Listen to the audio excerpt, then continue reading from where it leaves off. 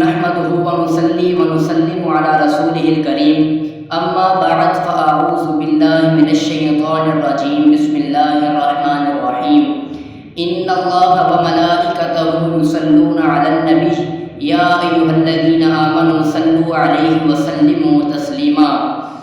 سامعین محترم، میں نے آپ کے سامنے قرآن مجید فرقان حمید کی ایک آیات مبارکہ پڑھنے کا شرف حاصل کیا، جس میں اللہ رب العزت نے ارشاد فرمایا ان اللہ وملائکتہ یصلون علی النبی، بے شک اللہ اور اس کے فرشتے درود بھیجتے ہیں غیب بتانے والے نبی پر۔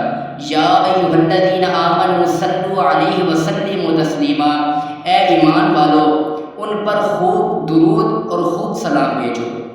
اب ایک حضور علیہ السلام پر درود پاک کی فضیلت کے حوالے سے ایک حدیث مبارکہ پیش کروں گا۔ حضرت سیدنا انس بن مالک رضی اللہ تعالی عنہ کہتے ہیں کہ رسول اللہ صلی اللہ تعالی علیہ وآلہ وسلم نے فرمایا من صلی علی صلاۃ واحدۃ صلی اللہ علیہ عشر صلوات وحطت عنہ عشر خطیئات ورفعت لہ عشر درجات۔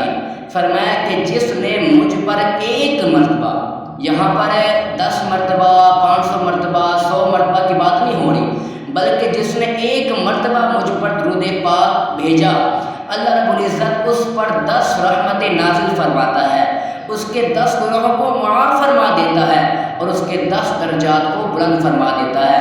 اسی طرح ایک اور حدیث مبارکہ ہے کہ رسول اللہ صلی اللہ تعالی علیہ وآلہ وسلم نے فرمایا جو شخص صبح شام مجھ پر 10 مرتبہ درود پاک بھیجتا ہے، کل قیامت کے دن اسے میری شفاعت حاصل ہوگی۔